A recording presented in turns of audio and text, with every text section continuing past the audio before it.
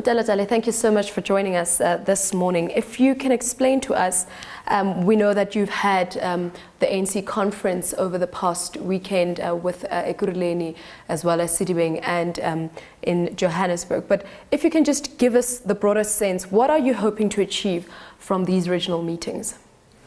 Thank you, Pearl. Remember that the regional conferences are as a result of the regions themselves in terms of their mandate having lapsed.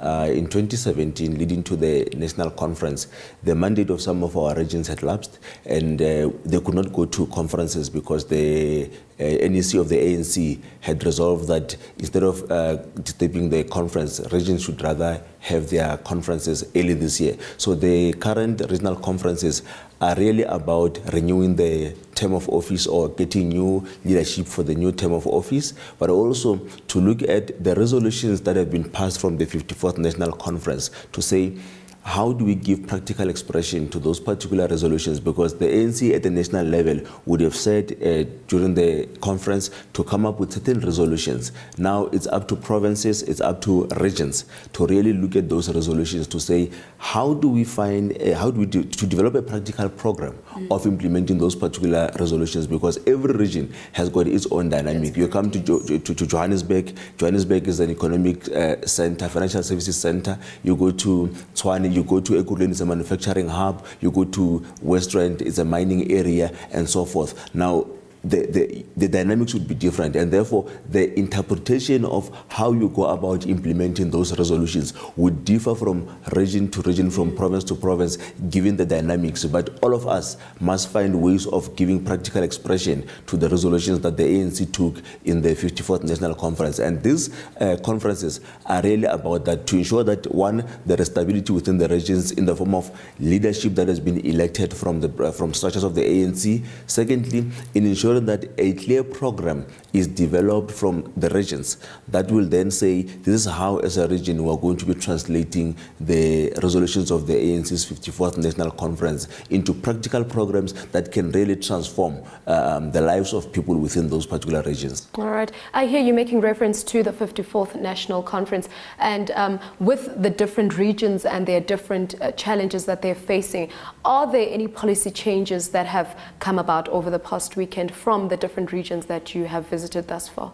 Not really. There wouldn't be policy changes for one simple reason. The National Conference took resolutions that are binding on all of us. You would not be able to change those resolutions, but what you can do is interpret and also say, this is how, well, for example, if you talk about the issue of land expropriation without compensation, in Gauteng, you would know that the ANC-led government, through Premier Comrade David Makhura, has said that it's embarking on what is called rapid land release, where we're looking at parcels of land that are currently available that are going to be developed and released for people to be able to build sustainable housing for themselves in those particular lands. Now, that's just an example of how the province of the ANC in Gauteng is then interpreting that particular resolution and implementing it in a manner that is practical within our context. So the regional conferences would have looked at the policies, and they would have then developed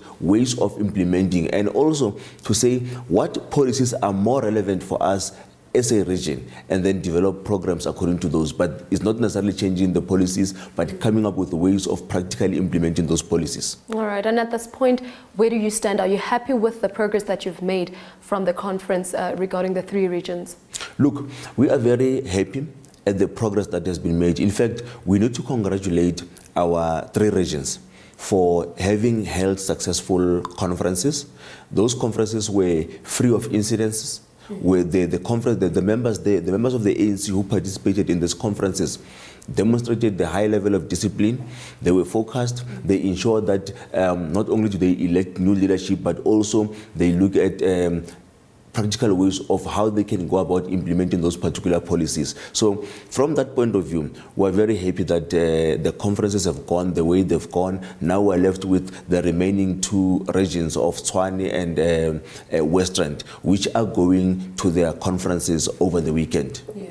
And as we know that next year is quite a hectic year and we're going to have the votes, where do you stand in regards to the people who stand with the ANC? Do you think more votes will be coming through, or, you know, with regards to the conference that you've had, does it look promising for your side? One of the things that we have decided to do coming from the 54th National Conference was to say, how do we reconnect with the electorate? To go back to communities, to begin to look at, because there was feedback that we were given leading to following the 2016 local government elections. And part of the feedback is things of social distance, where the people said, we don't feel you, we don't see you, we only see you during elections. But there was also feedback of saying, address issues of maladministration and corruption, issues of saying fast-track service delivery in our communities. And we've looked at those issues as the ANC, and we've gone back now to reconnect with the people, to work with them, and to begin to address all those issues that people had raised. You would know that during the local government elections, in as much as we did not get the numbers that we were looking for to allow us to be able to govern across the province, having lost the city of Tshwane and the city of Joburg, the interesting factor there is that the people who stayed away did not necessarily endorse opposition. In that the numbers from the opposition side, whether it be DA or EFF, did not necessarily go up significantly, which means that people chose to rather stay away than to give their vote away. That for us is a serious warning, but also it's a serious sign that the people are saying, mend your ways, so that we can work together, because people still have the confidence that the African National Congress is the only party in South Africa at the moment that is still able, that still carries their aspirations, that can still be able to pursue the national democratic society that we're all trying to build. I hear you talking about going back and mending your ways as the ANC. How best have you done that?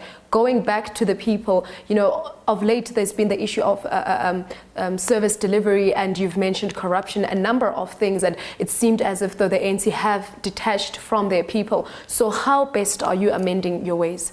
Look, we are amending our ways by taking action. First, one of the things that we're doing now is that we are rooting out ill practices within the ANC itself.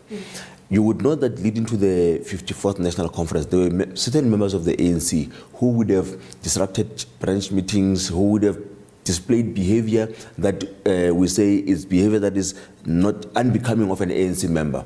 We have since taken action to an extent that some have been expelled, some have been given suspensions of between 1 year and 3 years as part of us strengthening discipline within the organization. Even now, we're beginning to do that because we would want healthier structures of the ANC on the ground that are people-centered, that are focused on addressing issues that people are raising. And one of the things that the ANC has done now, we have launched the Tumamina program, which is a proactive service delivery responsive program, which not only goes into communities, but we go into communities, we look at what the issues are, and immediately we implement solutions to address those particular issues. In Gauteng, you would know that we have what is called the Interesano program, that through the provincial government has been implemented across, where the Premier leads a team of MECs and other variety of officials, including officials from the municipalities, to go into communities and begin to directly intervene where there are service delivery challenges. And also on the issue of dealing with corruption, you would know that during the State of the Province address, the Premier announced that he's handing over about 300 cases of issues of maladministration, issues of corruption, and so forth, to other state organs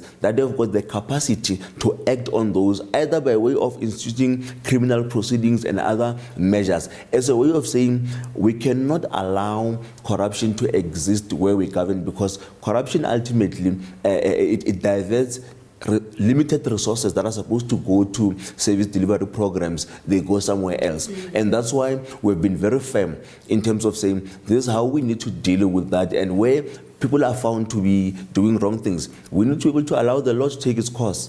All right. Just before we let you go, Mutalatale, if you can just explain a little bit further with the Tumamina project, and also if you can give to us as to say how far is it, and are you happy with the progress? Look, since the president announced and made a call to all South Africans, remember the Tumamina is twofold. There is a Tumamina that is done at the level of government, and there's Tumamina that is done at the level of the ANC as an organization.